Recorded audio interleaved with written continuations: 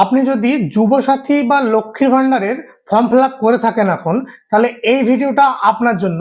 কারণ যদি আপনার ব্যাংকের অ্যাকাউন্টের সঙ্গে আধার কার্ডের লিঙ্ক না থাকে, তাহলে কিন্তু আপনি টাকা পাবেন না।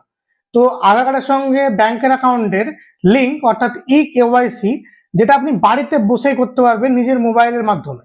তো ওটা আপনারা কিভাবে করবেন, মানে আপনার যে ডাইরেক্ট ব্যাংক ট্রান্সফার ডিবিটি সিস্টেমে যে আপনি টাকা পাবেন, সেটা লিঙ্ক আপনি বাড়িতে বসে কিভাবে করবেন চলুন আমরা দেখে নিই।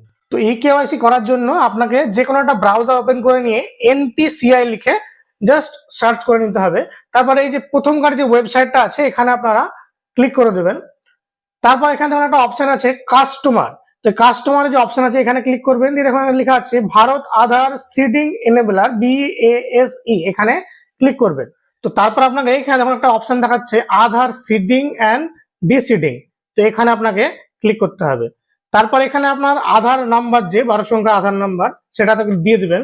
তারপর আপনি যেহেতু এখানে লিঙ্ক করতে চাইছেন সেজন্য এখানে এই যে সিডিং অপশন যেটা আছে এখানে ক্লিক করবেন। তারপর এখানে দেখুন আপনার যে ব্যাংক আছে, ধরুন আমি এখানে লিখলাম ব্যাংক অফ বরোদা, আমি সিলেক্ট করলাম। তো আপনি সেই ব্যাংকের ব্যাংক অ্যাকাউন্ট নাম্বারটা একবার লিখবেন এখানে, তারপর আর একবার এখানে দিয়ে দেবেন, মানে দুবার দিতে হবে এখানে। তারপর হচ্ছে আপনি যদি নতুন করে লিঙ্ক করেন তাহলে এই প্রথমকার যে অপশনটা আছে ফ্রেশ সিডিং, এটাতে ক্লিক করতে হবে।